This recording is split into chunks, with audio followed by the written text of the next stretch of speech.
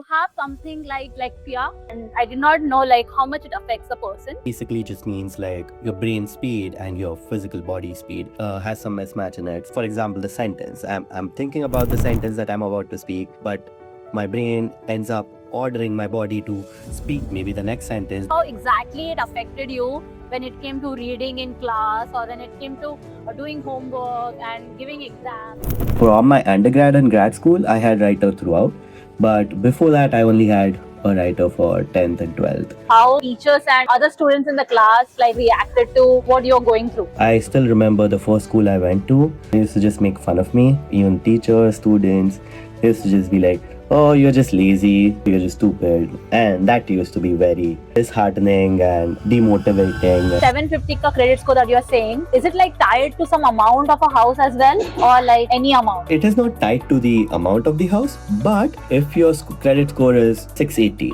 you would get the rate of interest as, for example, 7%. But वही अगर credit score 780 है, तो you might get it 7% के बदले में 6% में, which would make a big difference in how much per month you are paying. He was someone who struggled with written exams and assignment submission all his life because of dyslexia. Today, he is a proud computer science master graduate from United States. He is a senior software engineer, a husband, a father, and a photographer. This has been Aaswad's journey, who is the upcoming guest for the 11th episode of the Sunday Sitdown with Subhi. Diagnosed with dyslexia in the childhood, academics were never the easy part. In this episode, we'll explore the real struggles he went through because of it, and how he built resilience, systems, and the mindset that helped him succeed despite those challenges. I have personally witnessed parts of that journey. What always stood out wasn't the difficulty, it was the determination to find his own way forward. After moving to the US for his masters, he did not just build a career, he built stability. He made intentional financial decisions, invested in homes, and created a life that balances responsibility, creativity, passion, and family life. Today, we'll dive deep into his struggles in student life due to dyslexia, impact on his confidence, and the strategies he used to overcome those challenges and build a successful career in the United States, the financial priorities that every young professional entering United States should focus on, and finally, the step-by-step process of buying a house in the US. Please join me in welcoming Aaswad Satpute to episode 11 of the Sunday Sit Down with Subhi. So, hello Aaswad, good morning. How are you doing today? Good morning. Not the best. I'm just sick. Thanks for removing time and coming for this. Since last 2 months, we have had a lot of back and forth rescheduling. And I know today you are sick and I'm also not keeping that well. But then we just decided to go for it because we don't know how many times we'll have to reschedule. So thanks for coming today, even when you are not so well. That means a lot to me. Yep. We'll begin episode 11 of the Sunday Sit Down with Subhi with you. You may have seen my previous episodes or may have not. I'm not really sure. But then my audience knows the format of the show. But then there would be some people who will be watching you for the first time. And to them, I would like to explain the format of the show. So we'll have 3 segments. In the very first segment, I'll ask some questions that are related to your life, like your journey. And you can tell the audience and enlighten the audience about how your experience and how your story has been. In the second segment, I ask common questions to all my guests. Most of my guests are in early 30s or late 20s. So those questions I ask should be reflecting on some life lessons that they learned in their 20s. And it can enlighten people who are starting out in the 20s or are in the late teenage years group. So that's segment 2 for you. And segment 3, I have some light-hearted, playful questions just to entertain our audience. And to entertain your family members as well. Yep. Okay. So we'll start the episode 11 with you. We have been friends since our engineering years. So it has been over from 2009. Yeah, somewhere around that we have been friends. And since then I have known you, and I know you have something like dyslexia right from your childhood. And honestly speaking, before I did not know about it. I had seen this movie Tare Zameen Par, which came on which was made by Amir Khan, but then I had not met anybody in person, and I did not know how much it means, how much it affects a person. So since I have known you, I know that, And I hope like through this podcast we can like how this experience has been for somebody who has been dyslexic, and probably it can inspire somebody who is going through it and to achieve all that success that you have done in your life. Yes, I am not just dyslexic, but also so back in we have three things called dyslexia, dyscalculia, and dysgraphia. So all these three things are categorized as learning disability back in India. Here in the US, they define it slightly differently. It's still similar, but slightly differently. So dyslexia basically just means like it's kind of difficult for me to read, to to that's the overarching definition, right? Like, but it does entail few things in it, right? Like, for example, so basically why it happens is your brain speed and your physical body speed has some mismatch in it. So sometimes you would, like, for example, for what happens with me is i I end up thinking, for example, the sentence. I'm thinking about the sentence that I'm about to speak, but my brain ends up ordering my body to speak that sentence, but and maybe the next sentence, but my body hasn't yet spoken the first sentence. So which ends up making it confusing. Similar stuff happens when I'm reading, writing.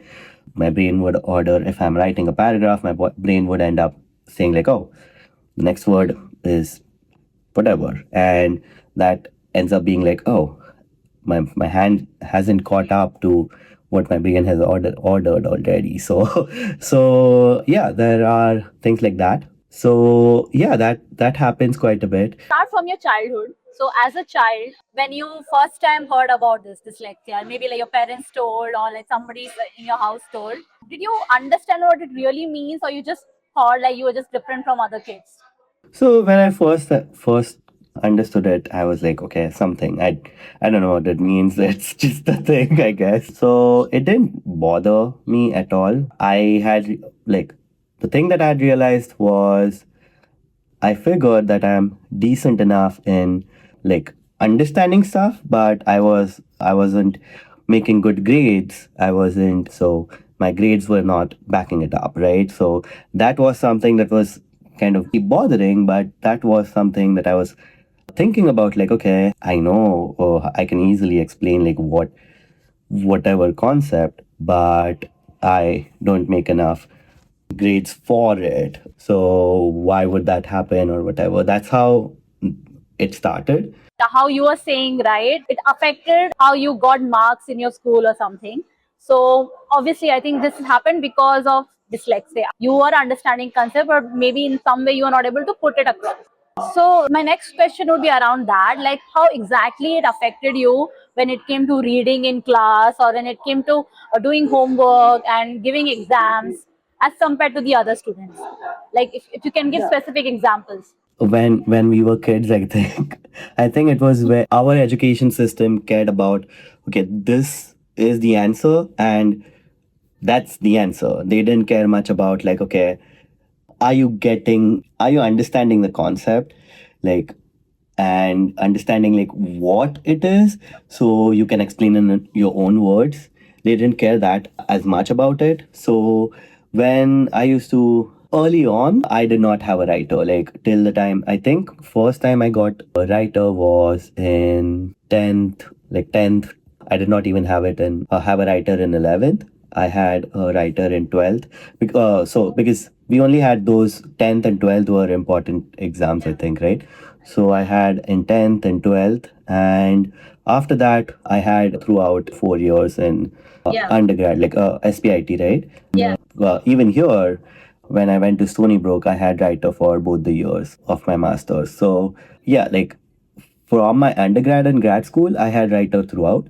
But before that, I only had a writer for 10th and 12th. And so it used to be kind of difficult wherein like, okay, if like very, very simply, right? Like if I'm thinking about an answer, it's easier to write it. When I'm thinking, I can explain it, right? Or to dictate it to a writer and the writer would write it down. Sometimes I'm faster, so I need to stop. That breaks the thought process, thought like the flow of the whatever the answer. Sometimes we also had like draw a diagram and explain with that diagram. Even in math and physics, we had some graphs or whatever, so you had to draw it, which were next to impossible to explain. So I ended up using, like, I ended up drawing that, but that did not, I don't know if, like, so all that was fairly difficult, like, as you can imagine, right? Like, how to dictate someone, hey, draw a diagram like this, because the writer was like, obviously they did not know what we study. They were from a different field. By law, they had to be from a different field, right? So engineering as well as like undergrad, whatever, right? All every time I used to have the writer from either commerce background or arts background, so they had no idea what we are talking about. So even if I'm like, okay, draw, I don't know, I'm just making something up, right? Like hexagon or something, and mark the center point of it or something. Draw a perpendicular bisector. It might not be easiest for them to just know, oh, perpendicular bisector, okay, this is how we do it, as compared to if someone, because yes, they did learn that in their schools, but they haven't been using it in their day-to-day life. So I'm not trying to say they don't know it, but this was just an example, right? Like, but things like that used to be very difficult, and this all was later on in life, right? More challenging was earlier on. Like, I still remember the first school I went to. They used to just make fun of me. Like, they used to be like, even teachers, students, they used to just be like, oh, you're just lazy, you don't know how to write, you're just stupid, you don't know how to write, you don't know how to read, so you're just stupid, you're mentally disabled or whatever. So if someone says that to me at this age, I wouldn't care. But obviously, when I'm like in sixth grade, and if someone is like constantly, if the teacher constantly keeps on saying like, oh yeah, you don't have any brains, you're mentally disabled or whatever. Yeah, many a times, like the school teachers, they didn't know better. I'm not saying like they were worthless or whatever, but they used to just like look down at me and be like, you think you know everything, but you barely know anything, you can't even read or write. And that is what they used to keep on saying, and that used to be very disheartening and obviously like demotivating. And so yeah, that was, I guess, the most a bigger challenge as compared to being with a writer and whatnot. Question was about to be that, like, I was going to ask you how teachers and your other students in the class like reacted to like what you're going through. So you spoke about the teacher part. How about the students, like your friends in the class? Like, did they understand, or they also felt like maybe you are not serious about studies? So maybe I can elaborate that a bit more, right? So I changed school when I was in eighth grade. So eighth standard से मैंने नया school join किया. Till eighth till seventh, basically I was in a different school. So the issue I'm talking about was in the previous school that I was in till seventh, right? So udhar, because teachers were keep saying this publicly, students felt that as well. You remember 6 7 standard, right? तभी how would you react, like, oh, ये बंदा अच्छा नहीं है, how would you get that feeling? If teachers keep on saying like, oh, ये अच्छा नहीं है या whatever, वो बन जाता है impression. So that's how people felt till seventh wala school.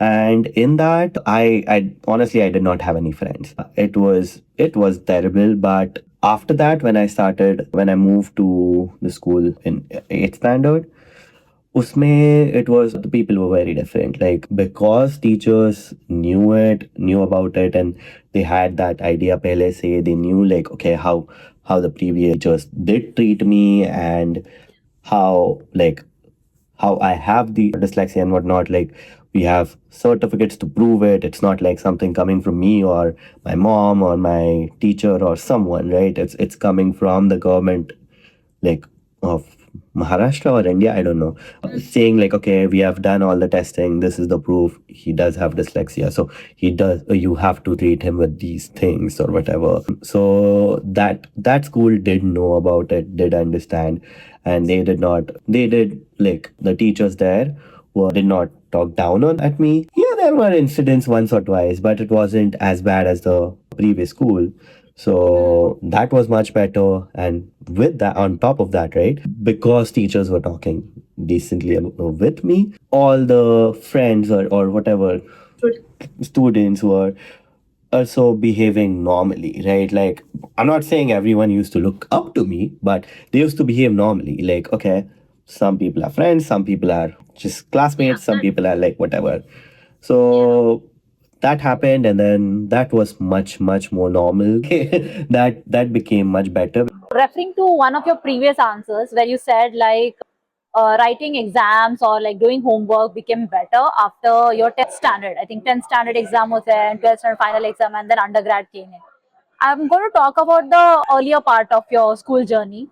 So how you managed writing exams, like how you did your homework and how you were able to pass, at least get decent score to go to the next grade. You would be going through a lot of pressure. Your parents, your mom would be going through a lot of pressure. So how, like, what exactly you did? Right. So till I think I was in the better school, like right, like so the middle school. That was the worst period, as I said, right? Like so at that time, I was barely getting passing grades. I wasn't scoring very well. I wasn't. My goals were not even score well at that point. At that point, my goal was just like survival. When and I think your question was how. So how I was doing was I was just like, okay, जो मेरे को समझ रहा है answer में वो तो लिखता ही था. At the same time, I used to be like, okay, these guys need me to write like, okay, ये दो नंबर को का let's for example ये एक नंबर का square निकालना है तो you have to square it rather than multiplying the number with itself again. So let's show that to them. Let's get marks on what they know is how to find the answer. So I have to try to do that, but obviously it wasn't always the case. So that being said, I think passing grade used to be 35%. So I was barely passing like with 40, 50, 40, 45, sometimes 30, 36 as well. Yeah, I don't remember ever not, but I always had disgusting grades back then because yes, there was no writer. I had to write by myself. There were times where like रट्टा मार के भी answer लिखा है लेकिन मेरा handwriting इतना गंदा they couldn't even read and understand what I'm writing. So then I wouldn't get any grades for it. So that has happened as well. But my goal was like barely pass. But we'll also talk about some good side. Like I remember since I was your friend in engineering college, I remember you got a job offer from Microsoft when you were in school. So can you talk about that part of it? Like you had a disadvantage wherein you were not able to compete as good as the other students in the school. But on the other hand, you had an advantage probably through your mind. Your mind was working much faster. And that's how I think you got that opportunity. Would you like to share like that journey of yours as well? I mean, I'll keep it short. Yeah, I'll keep it short because like so but I think the essence of the question is still like the positive side of this was yeah, right. So maybe I'll give you a better example rather than putting any company's name as such. So for example, right, like I still remember throughout our undergrad, every practical or whatever, I used to always score much better as compared to the written exams. So that was always there. On top of that, I still remember not really studying as much, but figuring out okay, what do we want to do in this subject, right?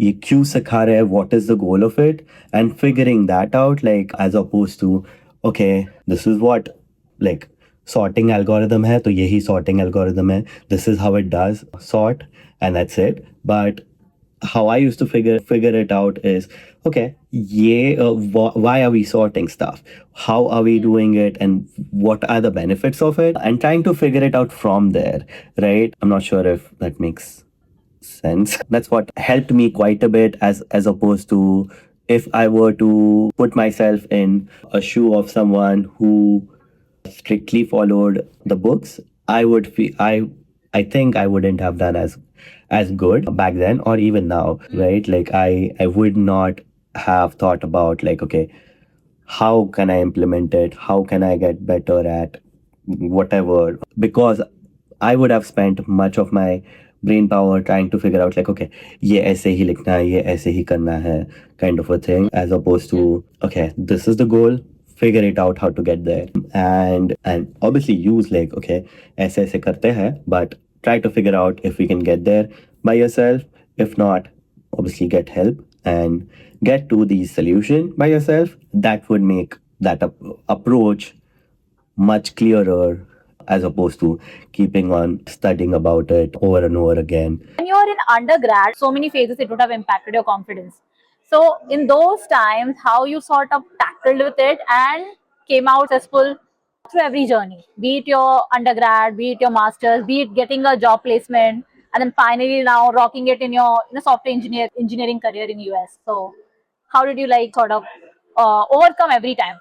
Yes, it was very difficult early on, especially because you are a tiny kid as well. You're not matured enough. And at the same time, there is no decent guidance from the teacher or whatever. Parents are confused as well because not that my parents, I'm their first child, so not that they have like had experience with this. None of our relatives had learning disability or dyslexia or anything, so it was not like we were all learning together, right? So early on, it was much difficult to gain confidence. I don't know if I was successful in gaining confidence early on. Maybe till the time I got into the next school, like the second school that I mentioned, like in eighth standard, till I think my confidence was much low. And I don't think if I would have been in the first school, I don't think I would have even joined a college by if I would have graduated from that school. I would have just I don't know what I would have done. So Okay. yes, it definitely like environment matters is what I understood, right? Gaining confidence was definitely a big thing in my eighth grade when I started the new school. Understanding like, okay, it's not just what teachers say or not just what you feel at the moment, but also figuring it out, like understanding, am I gaining knowledge with whatever I'm studying?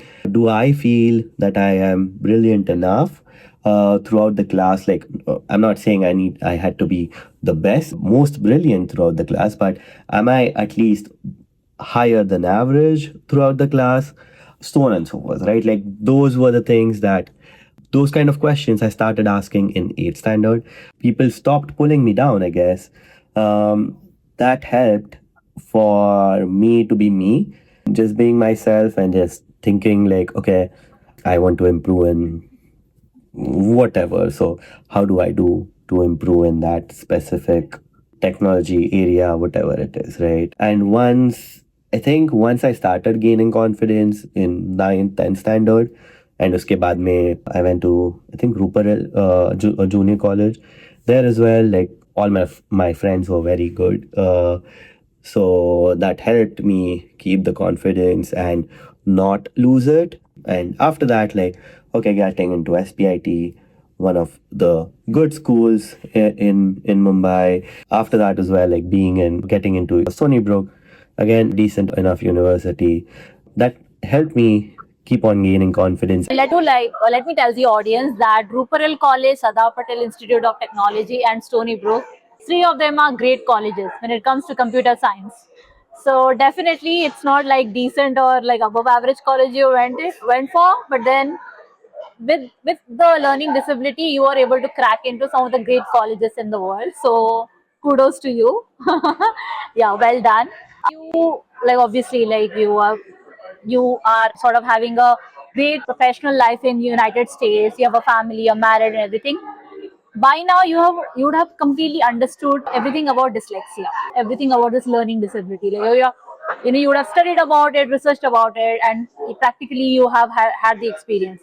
So, do you know like what causes it? Is it like some genetic issue which happens? It might happen to one in a lakh or one in a crore, maybe. Like you may have studied about it, and if it happens, has it become very common today? And like a lot of awareness is already there. And if awareness is there, then well and good, because children would know to do with it, and teachers will not discourage, other students in the college will, school will not discourage. But in case if it is not, the awareness is still not there, then would you like to tell the audience through this platform about whatever research you have done and how it can help and encourage children who are going through this? What I've seen is here in the US, it is much widely accepted, understood. And to answer one of your questions, like, are the cases going up? I would say cases are going up not because there are more dyslexics in the world now. I feel the uniformity of how to detect dyslexia or anything, right? Like, for that matter, is becoming better with time, as humanity has always done it.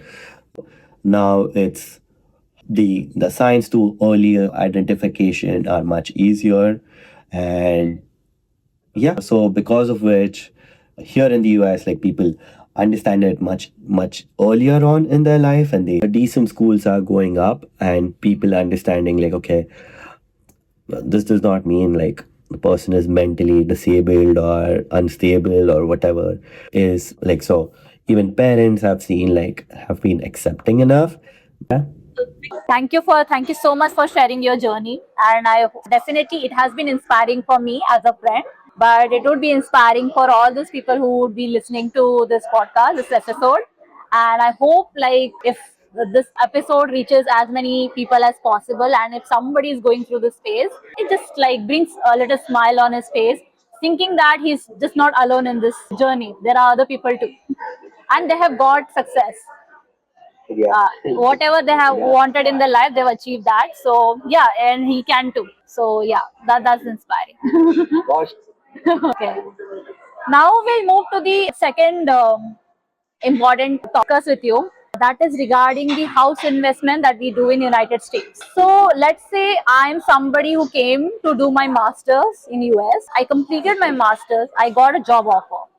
So, like, what would be the initial steps that I should keep in my mind if, like, in future I want to have a house in US? Like, in terms of credit score, like how much important credit score in the journey of doing a house investment in US, and how smartly I can develop it right from the time I finish my. I would say credit score is fairly important, so I would not even wait till you finish your masters. I would suggest open up few credit cards as soon as you can, like as soon as you get an SSN. So if you start working on campus job, or if you get an internship, any of that would make you eligible to get an SSN. As soon as you get an SSN, you can apply for credit cards. When you have credit cards, because one of the factors in the credit score is credit history, like how long you had credit cards. So to get that number up, you would need to open up as sooner rather than later, right? But that being said, be very sure to pay it off in full every month. Do not carry any balance over. Yeah, once in like few months, some balance is fine, but try to keep it as low as possible. Other thing to improve your credit score is when you can afford and when you need a car, buy a car on a loan. Even if keep the loan longer, even if yes, it would cost you on like the interest.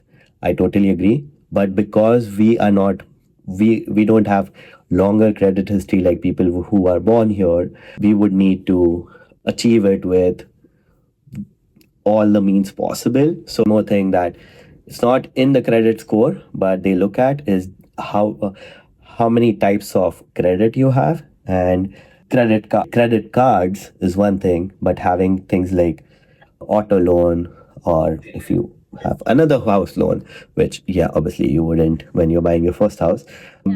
Things like those would add up on for the underwriting of the house loan. Other things that I always suggest, look at what the bank can give you, or give you the loan for, because whenever I bought the house, the bank could have easily given me like 15 times more.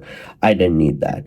figure out what you can afford. So how I did it was, for a few months I made sure, like, okay, so let's say I want to buy a house which would end up being like 3,000 a month EMI. I would I would I opened up another savings account, and every month I used to put in 3,000 in it at first of the month, to figure out if I'm able to do that and how is it affecting my daily life. Is it making my life slightly stressful? Is it making my life is it making like no difference to me, or is it making like it very stressful? So if it is making it very stressful, yeah, then the house is not it is not right time to buy the house, or you might need to find a house which is smaller, cheaper, whatever. Don't just go by how much the bank says you can afford, because no, you cannot afford that much. So let's say if somebody is new, is not aware about the entire process, doesn't have anybody to go to and ask questions, then what would be like the detailed, steps? Would you like to tell that person? Like somebody who just wants to start, like let's say I'm in Washington, Seattle, Washington, and I want to buy a house probably by the end of next 3 months or by the end of next 6 months. Then what should be my step? So first thing would be, as you said, right, correctly, credit score. Figure out if your credit score is at least, so minimum decent credit score would be 750-ish. उसके ऊपर होना ही चाहिए. 750 ka credit score that you are saying, is it like tied to some amount of a house as well, or like any amount? This much credit score should remain. Yeah. So it is not tied to the amount of the house, but if your credit score is, let's say for example, right, 680, then what would happen is you would get the rate of interest as, for example, 7%. But वही अगर credit score 780 है, तो you might get it 7% के बदले में 6% में. So which would make a big difference, or maybe 6.5, which would make a big difference in how much per month you're paying. Similarly, let's say you're not putting 20% down. So there is one more thing called PMI. So that PMI ka amount also depends on what your credit score is. So those are the two things that depend on your credit score. Then the next step I would say is just go around, drive around in neighborhoods. I'm sure if you're living in Seattle, you would know about like neighborhoods like, okay, Bellevue अच्छा है, Kirkland अच्छा है, नहीं है अच्छा. You would just at least know that much, right? And if you figure out the neighborhoods, कि इसमें मेरे को ये neighborhood में ये अच्छा लगा, ये neighborhood में ये अच्छा लगा, क्योंकि there are towns where सब कुछ अच्छा है, but they don't have any decent restaurants. Yeah, Costco is like 20 minutes away. Yeah, whatever, right? Like, the Costco is nearby, but they don't have a gas station there. If you start getting into house hunting phase, then start with, okay, घर में मेरे को क्या क्या चाहिए. Try to figure that out. Like किसी को घर में टेरेस अच्छा लगता है, किसी को बेसमेंट चाहिए, किसी को बेसमेंट नहीं चाहिए. There would be people who would want like, okay, I want a big front yard. There would be people who want big backyard. There are people who are like, oh, I don't want to deal with townhouses, I only want single family house.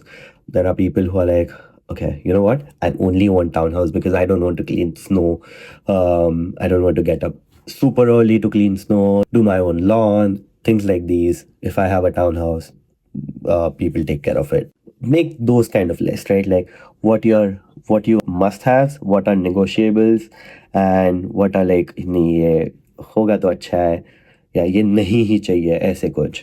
So make that list and then start going into houses. And once you get even more close in Washington, let's say Kirkland, right? I like houses in Kirkland. What are the average houses going for? Let's say you like single family houses only. You don't want a townhouse. You don't want to deal with that choice stuff. So you want to have a single family house. Then you're like, okay, तो 1 million का लग रहा है. Okay, so 1 million के लिए how much down payment do I have? People say 20% down payment होना चाहिए. It's not होना चाहिए, होगा तो अच्छा है. Yes. If you have 20% down, you don't need to pay PMI. If you don't have that, you pay PMI. PMI is nothing but loan ka insurance, it's not your house ka insurance. It's bank doesn't trust you enough, so they, because you don't own the house enough, so bank wants you to get insurance for them, so that if you don't pay remaining of your loan, they can claim insurance to pay that on your behalf. I also had like one question. It might be silly, but is it like we always buy a house by some owner or landlord, or we can also in India, like we do have a land concept, right? We go and buy land and then we build a house based on how we want. And then another thing is like there's already a house that is made. It is like either rented out to us or we can just buy it from somebody else, the owner or the landlord. So the former concept, is it there in US as well, wherein we buy a land and then we can build the house based on how we want, or like we can customize the house how we want? Is there a is there a So yes, you can always buy a land and do whatever on it. Of course, you'll need to get city permits, state permits, whatever, to do anything and everything. Like for example, there are, so now I live in New England, right? I live in New Hampshire right now. So either there are, you can buy a land, but it has no water coming to it. So if you want to get public water, you need to put an approval for that and whatnot. Maybe you don't get approved. In that case, you need to have a backup plan. Like, okay, मेरे को well बनानी है इधर. So then you need to put in approval for that. कि मैं इधर well बनाऊँ क्या? Maybe you get approved for that. It is very, it's not going to happen. You don't.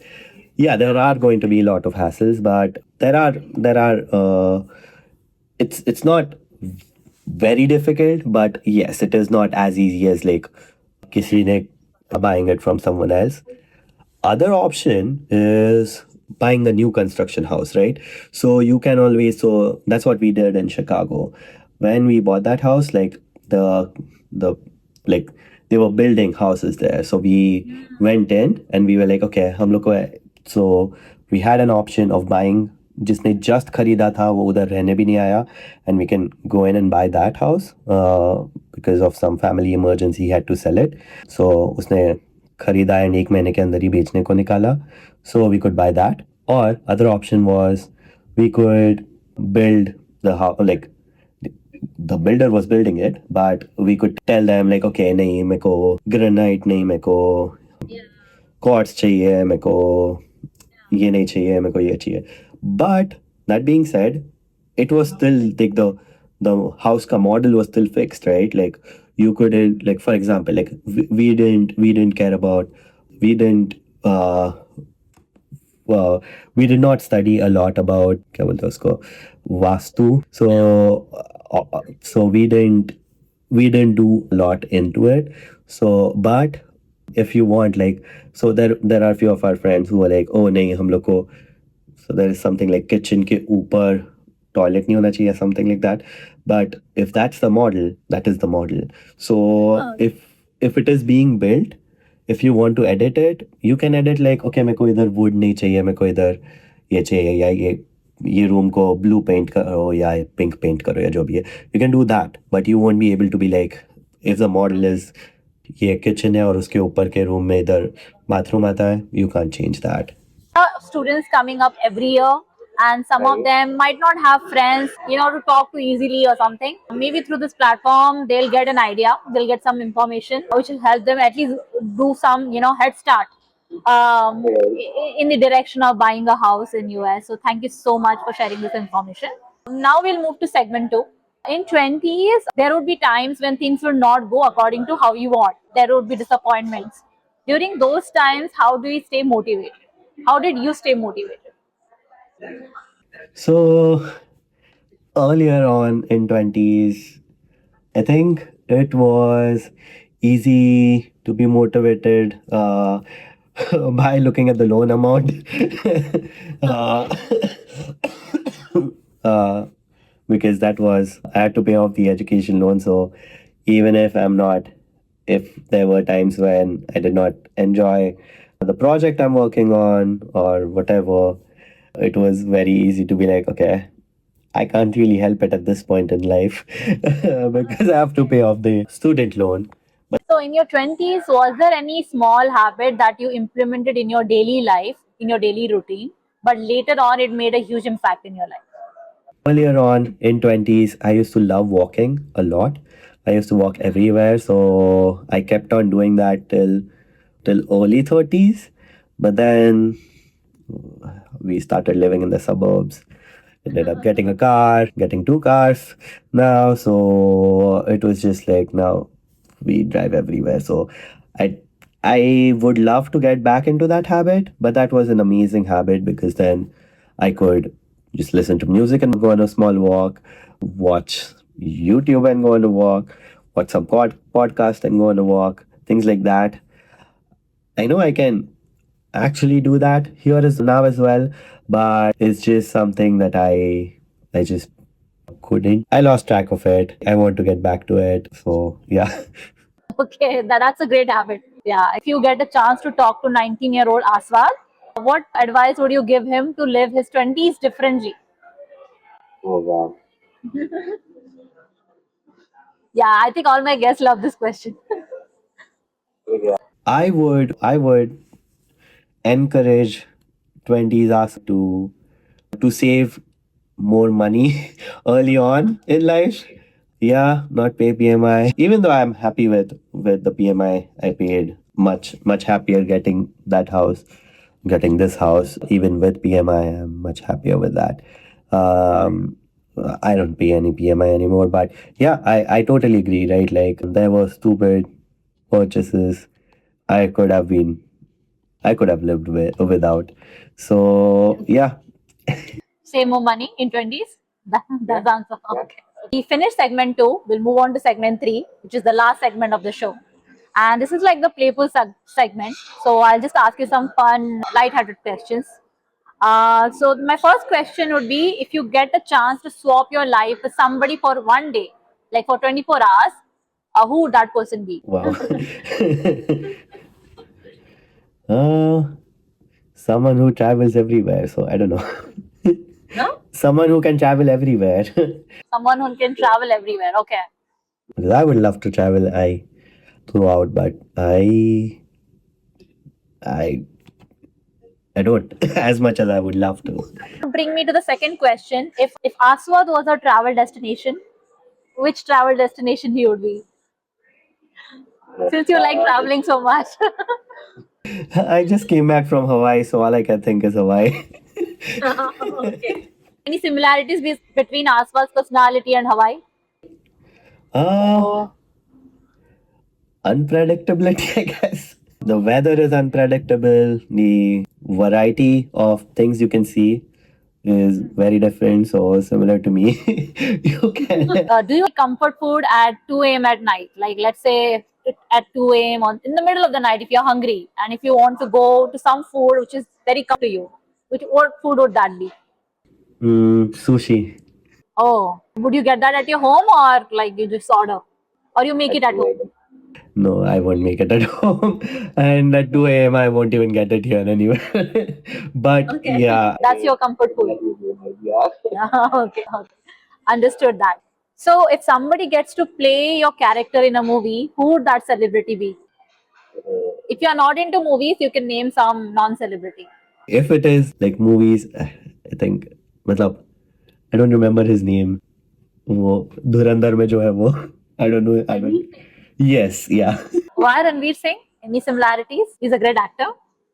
He is a great actor. At the same time, he can pull off like wearing anything at any point in time, anywhere. Like even if it's raining, he can easily wear a hat and carry it. Not everyone can do that.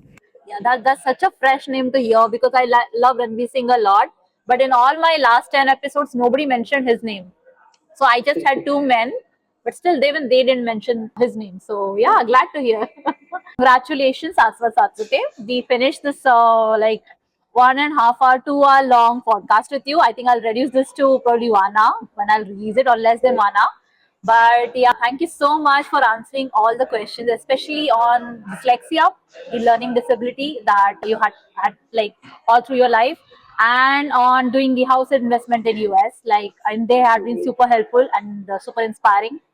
I think definitely your answer on learning disability or dyslexia would sort of inspire a lot of people who are watching this. The answers on house investment will sort of be insightful. Newcomers who are coming in US and starting their new life journey. So thank you so much. And thank you. I know you are sick and still you remove time to come for this and to have that patience to answer so much for so long. Yeah, thank you. I just have two small questions before wrapping this episode. One is, what would be that one word your friends and your family will use to describe you? I think inspiring is what I feel. Oh wow, that's a But nice one. at least that's what I feel. But yeah, I could be wrong. Yeah, that's a great answer. The last question would be, what message would you like to give to the audience through this platform? What message would you like to give to me and to the show, The Sunday Sit Down with Subhi? In a nutshell, like, keep up the good work, because there's definitely like different people you end up talking to and spreading what they think, what they feel, and everything to throughout the world. It is definitely super helpful for other people going through similar situation or whatever. So yeah, that this is really awesome. So thank you. Yeah, thank you so much.